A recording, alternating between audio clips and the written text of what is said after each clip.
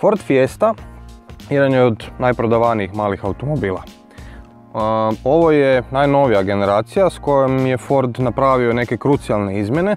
Međutim, kako znamo da sa najprodavanijim automobilima se baš ne kockate puno, zanima nas da li je i dalje onoliko vozačka koliko je bila ona stara generacija. Ili ona prije nje, ili ona prije nje, ili ona XR2 recimo.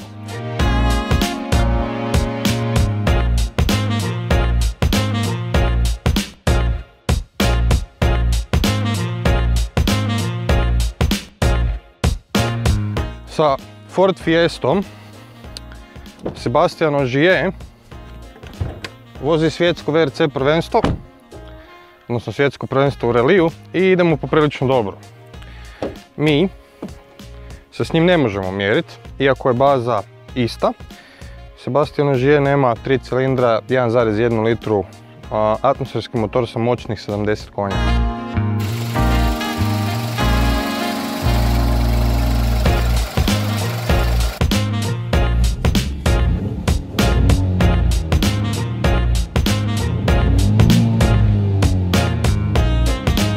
Auto ima poprilično velik zamašnjak. Umjesto da se vozimo po gradu i pričamo kako je ovo super auto za manevrirati, parkirati i tako dalje, mi smo odlučili ići na jedan vikend izlet. Vikend izlet nas vodi u Samobor na Kremšnite preko Skele.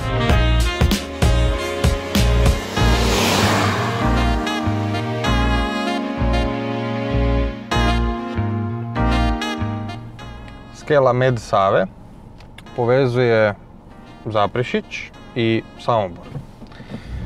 Mi idemo u Samobor po Kremšnite, ali i posjetiti jedan od najgrbavijih brzinskih ispita legendarnog Delta relija, Budinjak. Zašto Budinjak? Zato što je Budinjak ultimativni test za ovjes ovog auta. Glavna mana svakog malog auta je neudobnost, jer imate mali međuosovinski razmak, automatski imate i puno ovoga.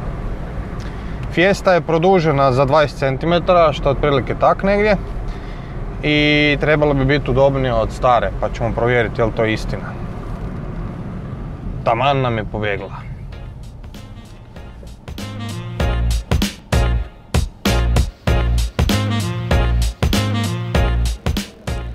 Postoje pravila kod vožnje na skeli. Prvo i najvažnije pravilo je nikad nemoj s autom ići na skelu dok te skelar ne pozove. On je gazda. On je šerif. On sve zna. Ako mu se jednom zamjeriš, taj čovjek nikad ne zaboravi. A drugo pravilo je kada dođeš na skelu, potegni ručnu.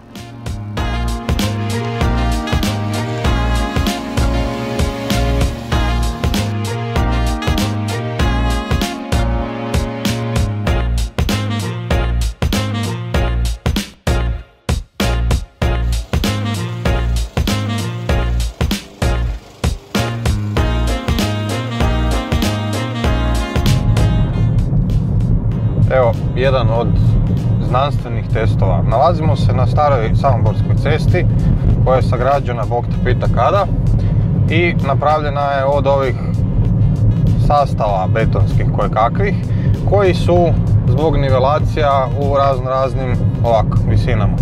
I onda kad se čovjek vozi po tome 60 km/h imate ovaj predivni ritam.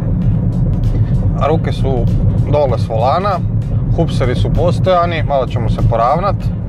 Evo ga, i da vidimo. Buka, sasvim prihvatljiva, ništa naročito. Volan se ne izbija iz ruku, čak ni kad dođemo na ove hupsere na sredini. Znači volan ne vuče ni desno ni lijevo.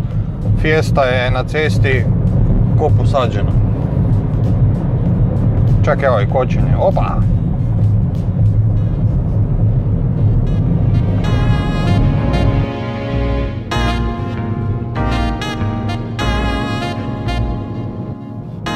Na zavojitoj cesti sa relativno malo neravnina i udarnih rupa Fiesta pokazuje onaj stari duh, a to je da kod najlaska, odnosno kod ulaska u zavoj, nema opterećivanja previše prednjeg kraja i nema tog bježanja preko nosa. Stabilna je na sva 4 kotača, a uz to sve skupa ima i svojevrsni torque vectoring sustav koji radi preko ABS-a, odnosno preko sustava kočnica i jako je rafiniran. Jedva da se osjeti. Kad pretjerate u zavoj i kad uđete prebrzo i zatvorite volan previše iznad gripa gume koje grip može, odnosno guma može prenesti na podlogu, taj će sustav prikočiti sa unutarnjim kotačima i usmjeriti će auto u zavoj. To se jako dobro osjeti recimo za lajke koji nisu toliko vični vintanju auta kroz nekakve zavoje gdje ima sa strane stabala, livada i sličnoga gdje možete izletiti sa materijalnom štetom. Možete recimo to probati na kružnom toku koji je jako sklizak. Uđete u kružni tok, zamotate volan onak glupo previše i auto će se jednostavno samo usmjeriti prema unutra. Ovaj sustav prijašnjih godina je radio jako grubo i bio sam priličan protivnik toga, jer čim auto počne raditi nekakve te grube interakcije, to ne valja. Sad to radi jako sofisticirano, jako rafinirano i za svaku je pohvalu. Mislim da je to stvar koja će neuke vozače na kiši, na snijegu i tako dalje spasiti od lomljave prednjih kotača, vilica i sličnih stvari.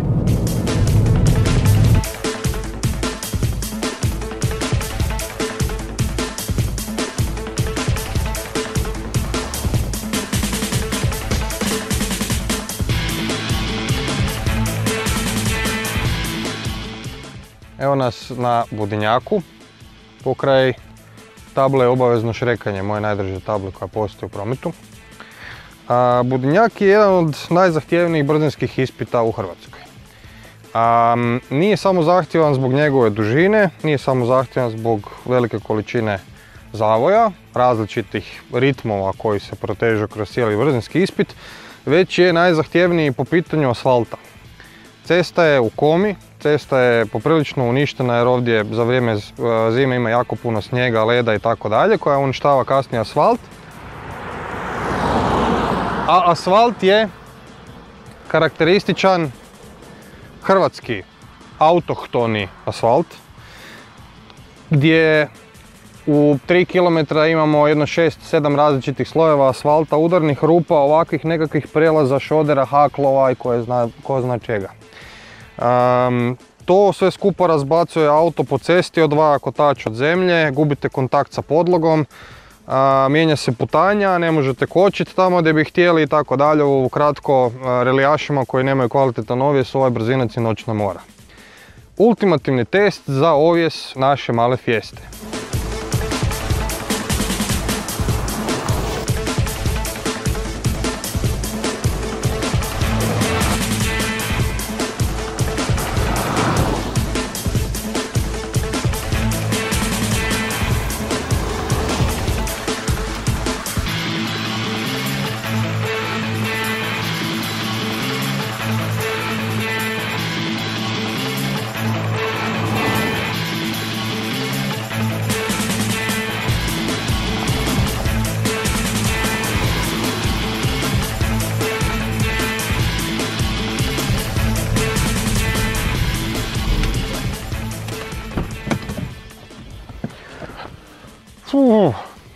Pobjegli smo u hlad da zbrišemo od sunca. Fiesta je dobila savršenu kombinaciju udobnosti i performansi. Auto je brz na tranzicijama, a i dalje je udoban, bez obzira na to što ima kratki međuosovinski razmak. To ponajprije može zahvaliti visokim mesnatim gumama jer je profil kroz 60, ali i jako dobro podešenom ovjesu. Jako dobar kompromis oba dva svijeta za 95.000 kuna. Ali svakako je savjet da idete na jači motor. 70 konja je dovoljno, ali može ovaj ovjes puno više podnesti. Po svim standardima Fiesta je i dalje vozački automobil.